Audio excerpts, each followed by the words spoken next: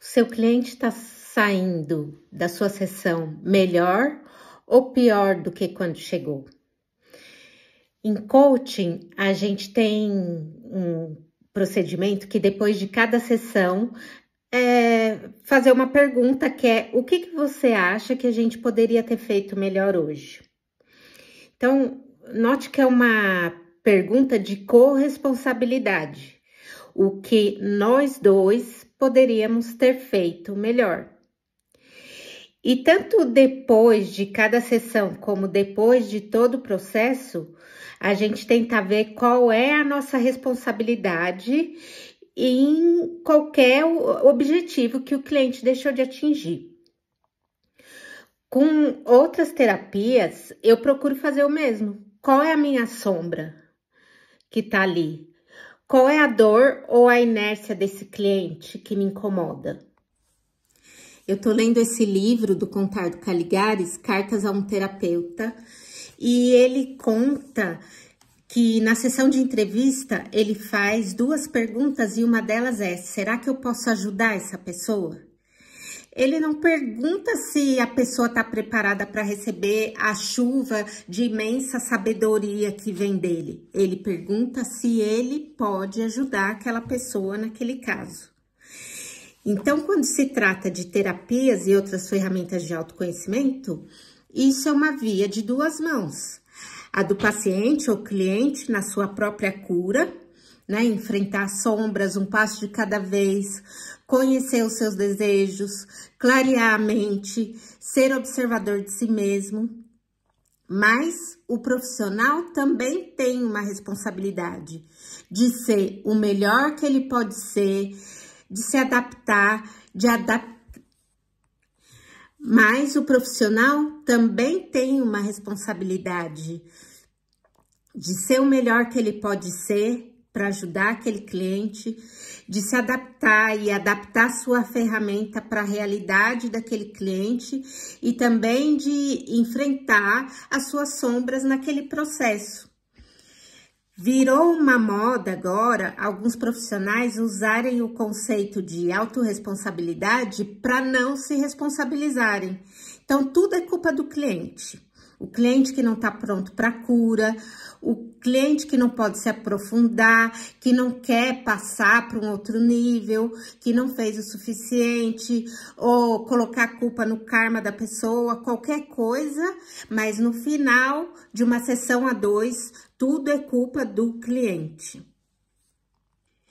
E embora algumas vezes possa haver, sim, uma autossabotagem que impeça ou que perturbe ali a transformação e faça com que ela vá num ritmo um pouco mais lento, como o vitimismo, ou querer estar no controle, ou querer ser aceito por todos. A pergunta que se faz é: quando o cliente não se cura, qual é a nossa responsabilidade como terapeutas? Tem uma teoria, né, que é o princípio de Pareto, que é aquela teoria do 80-20, que fala dos 80%, que 80% das consequências vem de 20% de causas. Então, ao invés de tentar provar os 80% de culpa daquela pessoa, a gente pode pegar e tentar colocar também quais são os nossos 20%. No mínimo, 20% de responsabilidade na história toda. Porque senão, assim, a pessoa procura o terapeuta num momento de fragilidade e de vulnerabilidade. E aí, o que a gente vai fazer? Vai ajudar, vai fortalecer, vai fazer com que ela saia dali mais forte? Ou a gente vai reforçar a culpa, reforçar a síndrome do impostor e fazer aquela pessoa saindo pior do que ela chegou? Né? E tem a questão da revitimização da vítima, né? Por exemplo, que se fala quando uma mulher vai procurar a delegacia da mulher tal, e a pessoa, ela foi estuprada e tal, mas será que você não usou saia curta? E tá acontecendo isso no ambiente terapêutico. Mas você não fez isso, você não fez aquilo? Tem vários tipos de escuta. Em coaching, a gente fala da escuta ativa, inclusive você é avaliado se a sua escuta é ativa, se você tá atento, se você tá 100% ali, ouvindo o que o cliente está dizendo e não o que você quer entender, e não o que você já chega na sessão enviesado para escutar. E também não pensando no que você vai dizer depois, né? Mas realmente ali presente escutando. Outra escuta que se usa em liderança positiva, em psicologia positiva, que é a escuta empática, que você ali se conecta com a dor daquele cliente, tipo, eu sinto muito que você esteja passando por isso. E depois tem a escuta compassiva, que é um passo além da escuta empática, né? Onde você pensa, eu quero que essa pessoa fique livre de qualquer sofrimento. Eu quero ver essa pessoa feliz. E será que eu posso contribuir para isso? Então, a gente como terapeuta pode, né, usar essas escutas e também pensar, por que será que aquela pessoa não saiu do lugar, né? Será que eu posso usar uma ferramenta diferente? Ou será que essa pessoa se sentiu julgada em algum momento do processo e se fechou? Será que ela sentiu um viés e aquilo impactou negativamente no processo terapêutico?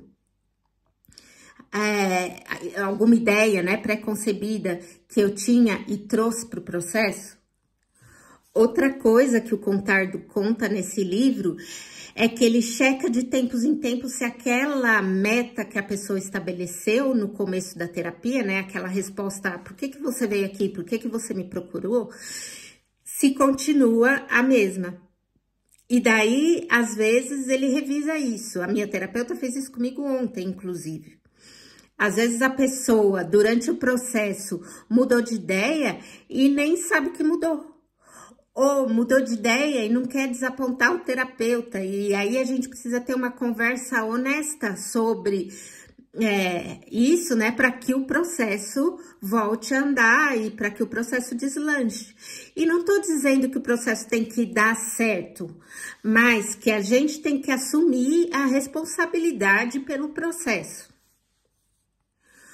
Uma das coisas que eu acho mais bonitas, né, de se trabalhar como terapeuta, é que normalmente a gente atrai pessoas que vão nos mostrar coisas sobre nós mesmos.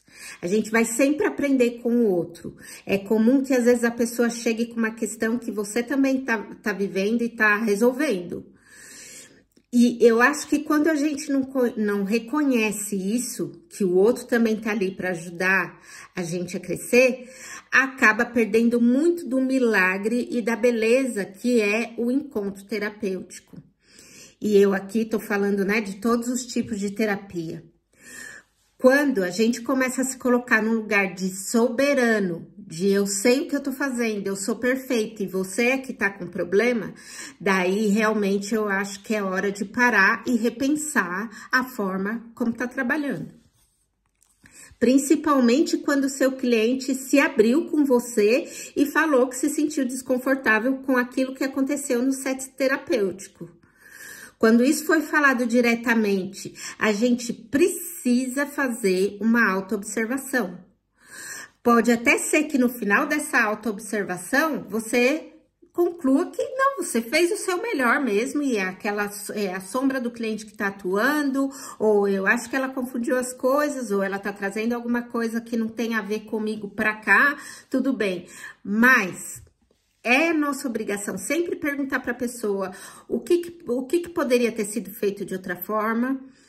Por que não? Nós somos adultos e é importante a gente falar da nossa necessidade.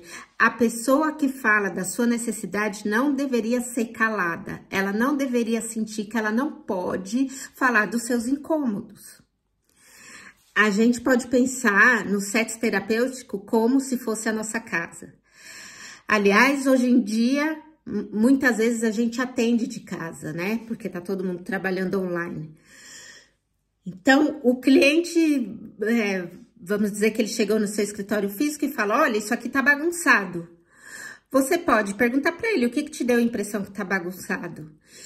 E aí você vai ver o que foi? Que foi você que deixou jogado ou se foi ela que chegou e deixou a jaqueta no chão. E aí você vai falar, olha, essa jaqueta que você deixou no chão é responsabilidade sua pegar, mas realmente eu deixei aqui os copos de café do outro paciente em cima da pia. E, né, isso sou eu que vou resolver, mas a gente pode falar do porquê isso te incomoda tanto, ou sei lá para onde essa conversa vai. Mas validar aquilo que a pessoa falou. Você não vai falar para ela, arruma aí. Você que tá incomodada, arruma aí. Essa soberba que eu tenho visto é muito perigosa, sabe? Esse livro do Contardo é muito interessante, que ele fala que o nosso compromisso principal tem que ser com o cliente. Não é com a nossa metodologia, não é com a teoria com a qual a gente formou, não é com os colegas, mas é com a cura do cliente. E isso vale para muitas coisas, para a educação, para um monte de coisa. E quando eu falo que essa soberba é perigosa, é por isso, porque eu acho que ela põe em risco o trabalho de cura do cliente. Um processo que podia ser bonito acaba sendo prejudicado por causa de uma atitude que não era para existir dentro de um ambiente que fala sobre autoconhecimento. Então, é isso, autorresponsabilidade e corresponsabilidade, empatia e serviço, estar ali para ajudar o outro. Não é sobre você, sobre o quanto você é bom, sobre o quanto você estudou, é sobre como você pode estar a serviço daquela pessoa que está ali na sua frente.